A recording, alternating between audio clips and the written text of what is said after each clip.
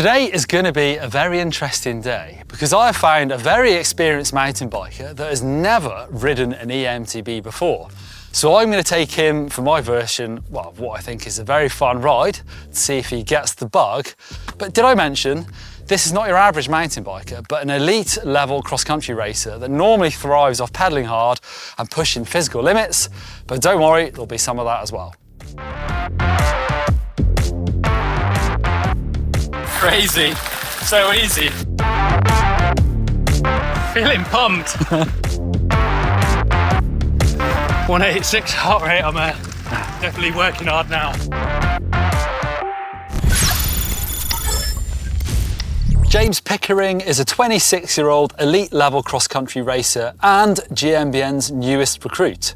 He's been racing cross-country for 10 plus years and was 5th in the British National Cross Country Series. The bike I'm lending to James today, well, it's mine. It's the white Kado RSX.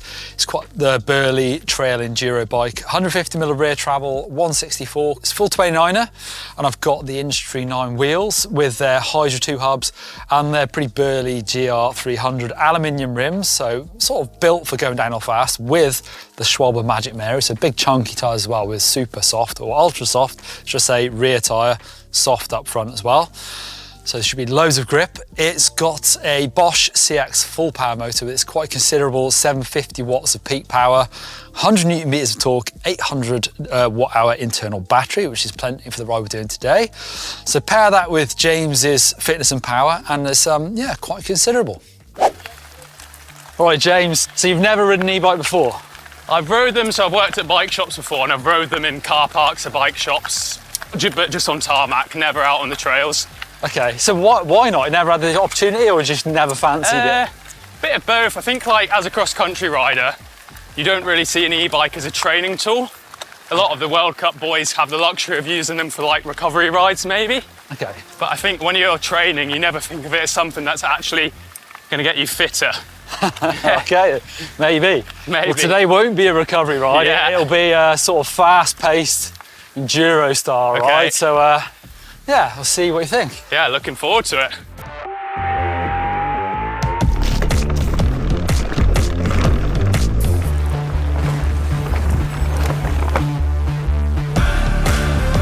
Right, James, first mellow fire road climb done. How does it feel to just spin up to the top of the hill? Yeah, feels so incredibly easy. It's like a completely different sport to normal mountain biking. Yeah. I can see how, yeah, I can see how you can get addicted to these quite easily.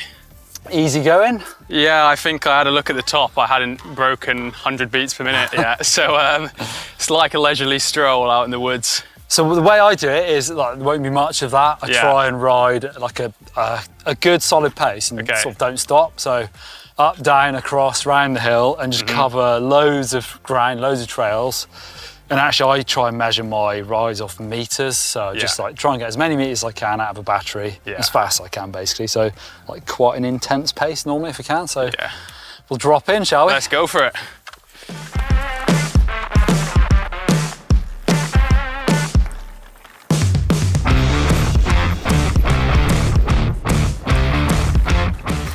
We're getting used to that like throttle kick.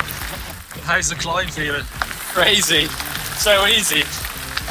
Really fun though.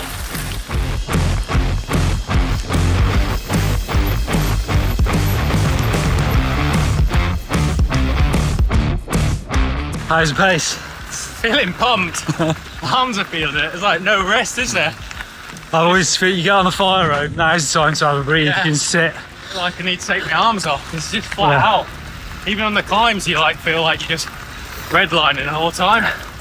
It's definitely like a different feeling, a different workout. Yeah, it's unreal. 186 heart rate, I'm definitely working hard now.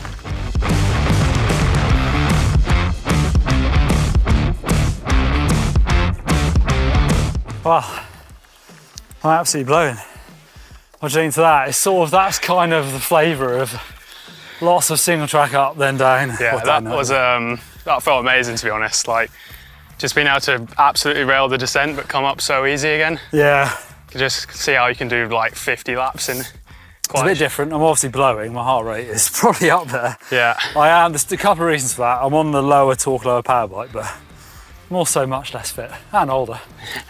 But yeah, how does that feel like the sort of, I know in cross-country races you don't stop. Yeah. But compared to like your average enduro rider that maybe catches their breath, you can just keep going the whole time? Yeah, that's like exactly what it feels like. You don't have to, when you get back to the top, you don't feel like you need to rest again before you descend. And also it almost makes the descent feel longer, because when you're doing the climb, you feel like you're doing some technical training then as well. So it just feels like the whole thing's one long ride rather than sort of descent, climb, descent, climb. Yeah, exactly how I feel. Do you ever like pace yourself on a cross-country ride where you maybe ride chill for a bit and then attack, or? It depends what the aim of the session is, really. Like, quite often you're just trying to stay in that same zone throughout the whole ride. Yeah. But on an easier ride, you won't try and cook yourself quite as much, because you don't want to stop in between those descents. It's like you say about just cumulatively spending as much time riding as you can. But you definitely pace yourself a bit, but most of the time it's full gas. I definitely feel like I'm an older guy, obviously, but when I was a downhill racer, like if I was doing it now, I would have a downhill bike, an e-bike, and maybe a road bike for training. But for like trail time, like literally tech training, I think as much as downhill bikes are great for it, you get way more time, trails covered, corners covered, all that stuff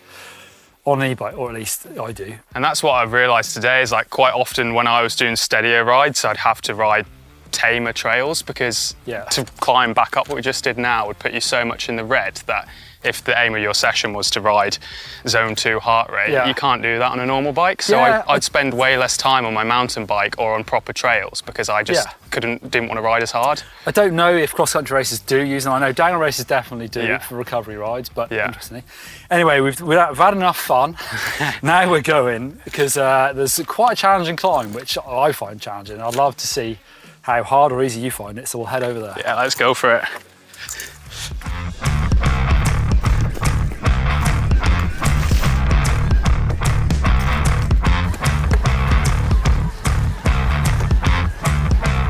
Right, so we're at the climbing test, and this is one of those trails. It's mega steep. The camera does not do it justice.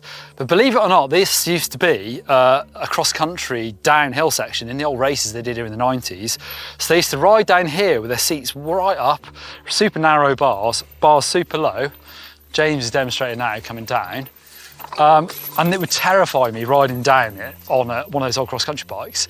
But for years, no one rode this, and it's been reborn as an e-bike climb, and it's actually really difficult to ride up. It doesn't look it, because it's not particularly technical. It just ramps up and up and up. And these corners, it's so hard to keep the rear wheel driving without doing a wheelie or spinning out on the rear. And for me, it's about 50-50 whether I make it up here or not. It maybe has gone slightly higher than that now, but it is tricky. I'm not on the bike to try it now, which I'll explain in a minute, but James is on the right bike with the right power, right tyres, so I'm really curious to see how he gets on. Steve is very good at this sort of thing, but I would love to bring him here and try him out actually, so I'm not sure he'd do it first time.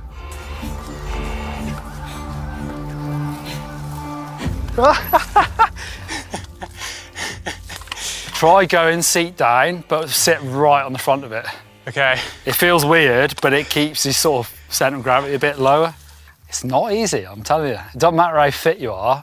There's a bit of a skill to riding an e-bike up here. Oh. That's it.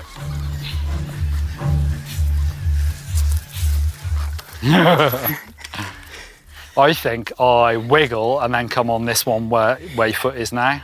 I can't quite do seat all the way down. I've done like half. Yeah, that's about right, to be fair. Whew.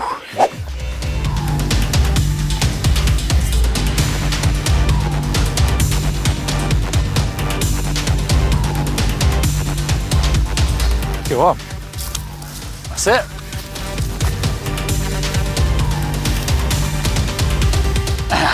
Yeah, that was really tough. I had a small dab, but managed to just stamp my foot back in the pedal, which just about, I think once you stop, you're done really on that. But heart rate was about 175 at the top, so anyone who says e-bikes are easy is definitely not rode that climb.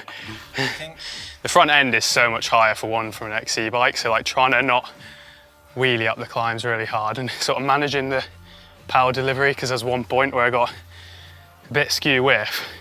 And if you pedal again, it just wants to like almost flip back down the hill.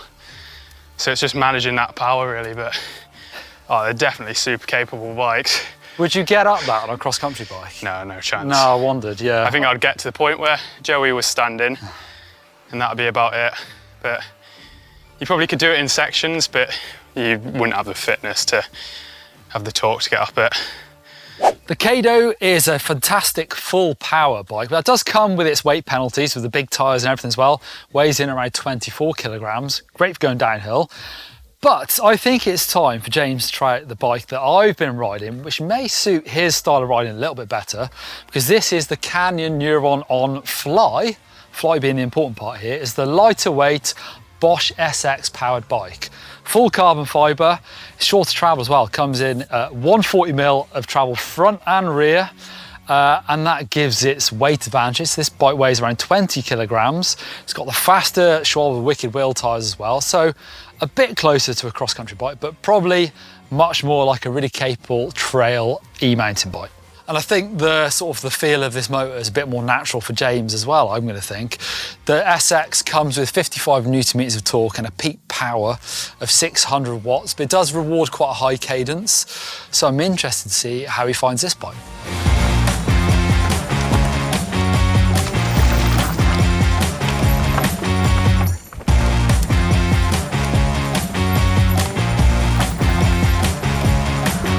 So we've done some sort of traily stuff, but now we're heading into kind of steep, gnarly-ish stuff.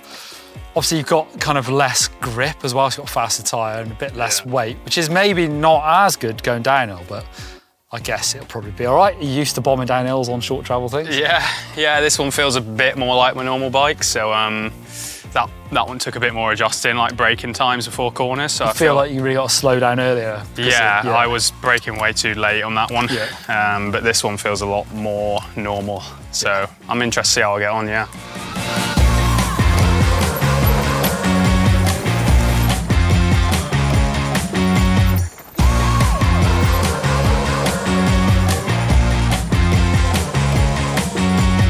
Right, so we did an hour blast on the full power bikes, 1,170 meters of climbing. Like I said, that's kind of how I measure the rides. Yeah. 20 kilometers, something like that. What was your heart rate? I averaged 150, but I did hit a max of 193, so definitely was pretty flat out. I noticed it, and like going into the descents, my heart rate was at like 180, which is quite similar to a cross-country race. You know, you get to the top of the descent, you don't recover, and you do the descent red line. So it's quite actually a crossover between the disciplines. Interesting, yeah. Like you only find a bit of respite when you hit the fire road climbs, you buzz along. I was same. You know, my heart rate is much lower, my max, because I'm a bit older, but I was right up there, like, you know, 8 beats away from max, so working away. You rode the two different types of bike, the higher power and the lower power and torque. What was your favoured? This bike's definitely more enjoyable with the extra power, but it's quite a different riding style I found to the lightweight one, and it takes a bit more getting used to than the lightweight one. Just like the braking and the weight, like trying to pick it up over stuff and get a pump off it. So like if I was switching between a normal bike and an e-bike more regularly, I'd probably go for the lightweight one just because it doesn't take me as long to transfer. But if I was riding just an e-bike all the time, I think I'd go for it. And if you think as a training tool for cross-country racing? Yeah, I'd probably pick that one, to be honest, I think, because it's sort of more relevant to what I'm doing, I think. Anything surprise you about it? I guess, you know, kind of, you know what to expect a little bit. You're going to go up the hills faster, but anything surprising about it? Quite how much power they have, really. Like, climbing on it is such a different skill. I thought it would just be like going up a climb with a 500 watt threshold all the time. Yeah. But it's not. It's like controlling the way the motor kicks in and the power's delivered. Like you saw me on that steep climb. Sometimes it just wants to wheelie and like shoot you all around the hill. But yeah, that was definitely took some getting used to. It's quite tough, isn't it? Yeah, it's like a slightly different skill, I suppose. Yeah. But did you enjoy your day out? Yeah, buzzing off it. I think there's definitely going to be one of these with my name on it soon. I think Steve Jones has a plan with you as well. You have a plan with him to ride some of the peaks, some of the really tough climbs as well. Yeah, a few climbs that I do not think you could get up without an e-bike, so we'll see how we get on. Look forward to seeing that. Cheers for watching. Thanks for watching, guys.